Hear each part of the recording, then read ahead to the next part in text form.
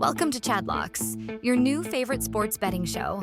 Join Chad as he fearlessly delivers his locks with little to no research, blind confidence, and just enough charm to make you forget the results. It's not as much about winning, but more about the process and blaming the refs and coaches when it all goes sideways. It's time to lock in. All right, welcome into Chadlocks Week 2. Powered by FanstreamSports.com. Check us out on the web. You can also stream us on all apps, Apple and Android.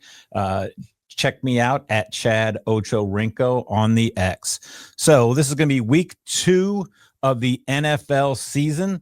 So week 1 was kind of a mixed bag of things. On my official plays, I think I had 6 official plays. I hit half of them. I missed the Trevor Lawrence rushing yards of 14 or more because he ended up with 14. And then the last drive, he did have 2 kneel downs, so he got down to 12. So missed that one. And then I had one of the other ones I missed was DK Metcalf, 5 plus receptions. He ended up with 4. Another one, I can't remember what it was. I totally missed. So it's just that first week's weird. You never know how teams are going to show out. Certain areas you think you know what's going to happen. It does not happen. So week 2 is going to be a little lighter on my plays on the show and also on my main official plays. The one I did hit was I did take the Ravens-Bills game. I took that over 70.5. So that wasn't too much of a sweat. Glad the Bills came back there at the end. So that was when I kind of played right before that game, just looking at the stuff going on with that, the numbers and everything. I just thought that game would be a shootout, and it was. So we have 5 official plays. We are going to have another 3-leg Thursday night football parlay as I'm recording this on a Wednesday night. And then we'll do again our 5 for $5, 5 players to score a touchdown. So we did hit, I believe, 2. We had Connor and Kittle, and then Andrews, Taylor, and I think we did hit Chase Brown. So I think we did hit 3 of the 5 on that one. Did not get Taylor, did not get Andrews. So looking at the slate, there's a lot of question marks, a lot of games. Not sure if week 1 was the real deal. Week 1 was a fluke. I think we know some teams are good. We know some teams are bad. And then there is everybody else. So kind of taking a hesitant look probably this week and next week. And then once you get about 3-4 weeks of data for this year, I think we'll be able to get better bets, more bets, and just have a little better idea of how teams are looking. So the first official play that I have is going to be Jacksonville at Cincinnati. The game total is over 48.5 at -110. I do like that. I would take that up even to 50.5 at +112. Cincinnati's defense, like if the Browns had any kind of offense, they would have beaten Cincinnati by at least 10. They just couldn't, and they had issues in their kicking game. So Jacksonville, I don't think are on the level of Baltimore and Buffalo, but they do have some nice pieces. I think they're going to be able to move ball better than Cleveland did. So I like that. I think Cincinnati is in a bounce back spot as well. Jacksonville's defense is not horrible, but it's not great either. So I think Cincinnati turns things around. They're going to have more than 7 total yards in the second half. So I do like the over on this game, and I would take it to 50.5 at +112. So I do like the over there on my first bet. Second bet is I'm going to take New England on the money line on the road at Miami at even money. So the Dolphins defense we know is bad. The Patriots offense is not terrible. So I think Miami is one of those defenses in both DFS and in betting with props and those types of things is one that we can target at least until they can change things, turn things around, or fire McDaniel. So I do like New England. They are getting 1 at -110, but I'm just going to take the money line at even money at +100. I think the Patriots, I think they're better coached. I think they just have talent-wise, I think they are right there with the Dolphins. I think they have a better quarterback, and I just think they are better. And I think Vrabel is gonna have a game plan, even though it's on the road. Should be good weather. So give me the Patriots money line at plus 100. Next game I have is the Giants at the Cowboys. The Cowboys are giving up 6, and the over-under is at 44.5. So the Cowboys money line is at minus 260. It's just too much for me. So I'm going to take the minus 6 with Dallas, and I would even go up to minus 8.5. I think Dallas can beat New York by a couple scores. So I wouldn't mind taking Dallas at 8.5. If you take them at 6, I think Dallas beats them by a touchdown. So that's at minus 110, plus 136 at minus 8.5. The Giants I just don't think they are going to really do much until they make a quarterback change.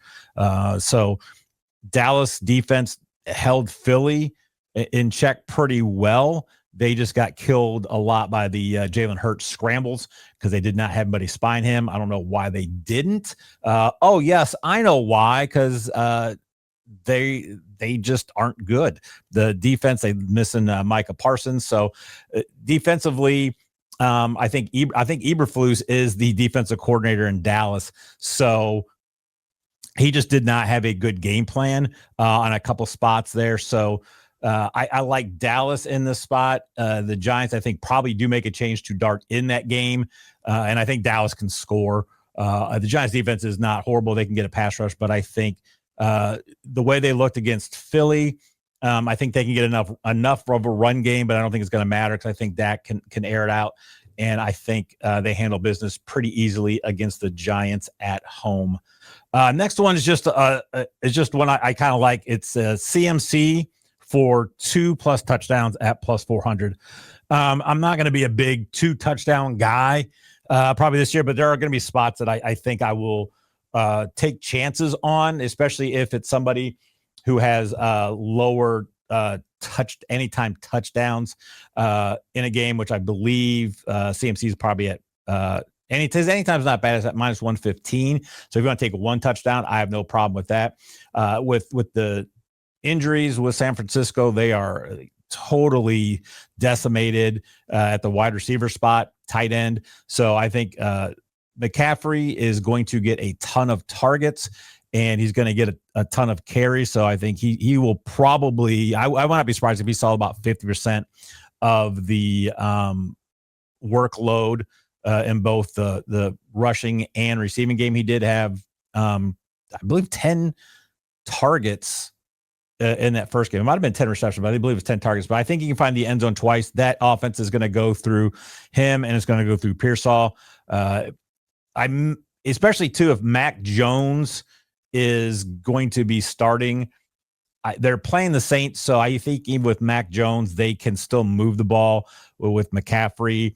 And I think it's probably going to be help McCaffrey if Jones starts, just because they may even have him have 26 to 30 carries. So I do like CMC for 2 touchdowns, plus 400 against the Saints this week. And then the last one, I'm a big fan of taking Diva top end wide receivers the week after they don't do much. So I'm going to take AJ Brown 5+ receptions at plus 115 against the Chiefs. We saw what Justin Herbert and the Chargers could do on that Chiefs secondary. I think the Eagles, can move the ball in the air if they want to. And I think a lot of times when these guys, and I'm big on Jamar Chase this week, and AJ Brown and any of the other these number one receivers, because I think a lot of times if they don't see a lot of targets, don't get the ball, the coaching staff and them probably talk it out, and I think they try to scheme some stuff up. And I think AJ Brown get 5 receptions here. I think the Chiefs can try to keep Barkley in check for the most part. So I do like them targeting AJ Brown. I wouldn't be surprised if they targeted him a lot on the first couple drives. So I wouldn't mind I wouldn't be surprised if he had 3 receptions after the first drive or after the first quarter. So AJ Brown, 5 receptions at plus 115. So those are the 5 official bets. I will take the Jags Bengals over at 48.5, but I will probably play it up to 50 8.5. New England money line, Dallas -6. I will go up to 8.5. CMC 2 touchdowns, and then AJ Brown with 5 receptions. So we'll go to Thursday night. Should be an interesting game. Should be a good game. Got the Commanders and the Packers. So I on a short week, it's always seen now. I don't know about with earlier in the year because most teams are rested, but a lot of times those Thursday night games are going to be a little bit lower scoring because of the shorter week. The Packers defense looked amazing against the Lions, and I think the Lions offense is better than the Commanders offense. The Packers are at home, short week, so I'm going to go with the under of 48.5. I just think these teams are going to, they're both good. I think they both move the ball. They may stall in the red zone, especially with the Commanders. Like, I like Bill Krosky-Merritt, but he's still a 7th round pick, and they really stuff that Lions run game. And I also think with the injuries in the receiving core with Green Bay, they're going to rely a lot on Jacobs. So if they can move the chains, it's going to be a slower game. So I'm going to take the under 48.5 on the short week. I'm also going to take the Green Bay money line. I just think Green Bay is the better team. Like I said, that defense looked great. I still think the Commanders are still trying to find who they are with McLaurin missing all the training camp. You've got a rookie running back. You've got an older running back. Debo's new in tow. So I just think the Packers are better. So I'm going to take the money line. They are at home, pairing that with the under 48.5. And then I'll add into that Tucker Kraft with 3+ receptions. With that receiving core, they don't really have a go-to number one. Wicks is a little banged up. Reed is a little banged up. I think Golden got hurt. So they all have Q tags on them. I'm sure at least one and maybe all will play. Watson is still out. So I like Kraft to get 3 receptions. I think it's going to be a pretty good game plan for Kraft in there. So if you pair the 3 of those, $10 wins you 45. So I do not mind that for the Thursday night. And then the 5-4-5. I need to get like graphics and stuff to kind of come in 5-4-5, like an Arby's thing or something, with this touchdown bet that I have. So 5-for-5, 5 guys to score a touchdown, place $5 on it. So obviously I'm going to take McCaffrey to score 1. I am going to bet him to score 2. I'm going to go ahead and just take him on 1 here. And I also talked about the Cowboys. I do like their offense this week, so I'm going to take CeeDee Lamb. He got targeted a ton in week 1, so I think they just continue to feed him, and that Giant secondary is not that good. So I can see CD scoring. Again, with the New England team, that Miami secondary whole defense is just horrible. So I do like Hunter Henry. He had 8 targets last week. He did bring in 4. So I do like Henry to score. I think if they get inside the 5, inside the 10, Josh McDaniel in the past, when he was the offensive coordinator at New England previously, that's when Hunter Henry had the most touchdowns of his career with 8. So I think he will see some end zone targets. And I do like him to find the end zone against the Dolphins this week. And then the last 2 are going to be from the same game. No surprise. It's going to be from the Jacksonville Cincinnati game. I like both Travis Etienne and Jamar Chase to find the end zone this week. I think Chase, he's just too good. I don't think Jacksonville's got the corners to cover him. So I think he finds the end zone. I think the Bengals move the ball. And I just like Etienne. He looked so good last week. I'm so glad they got rid of Bigsby. Etienne's a better running back. And I think Jacksonville can do whatever they want on this Bengals defense. So I do like someone like Etienne to score over someone like Brian Thomas Jr. If you looked at his stats, he had 1 reception, but he did have 8 targets. He just did not bring any of those other ones in. So give me a guy like Etienne who will probably see 20+ opportunities with rushing in the passing game with Bigsby gone now. So just to get in the end zone. So those are my 5-for-5. I've got Travis Etienne, Jamar Chase, Hunter Henry, CeeDee Lamb, and Christian McCaffrey to all score an anytime touchdown.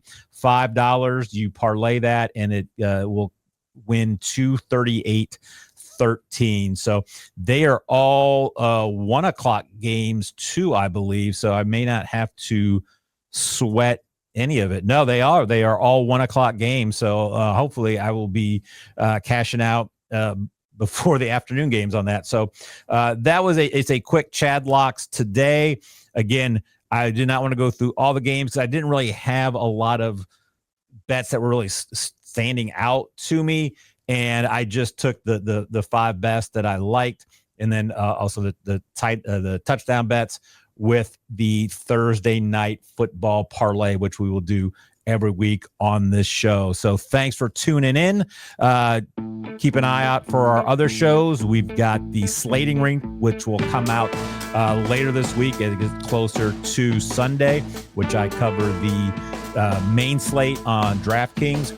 And then also coming out here, we'll be recording here very shortly, the newest edition of Fantasy Football Island. So thanks for tuning in. Check out FanStream Sports Ohio. We'll see you next time.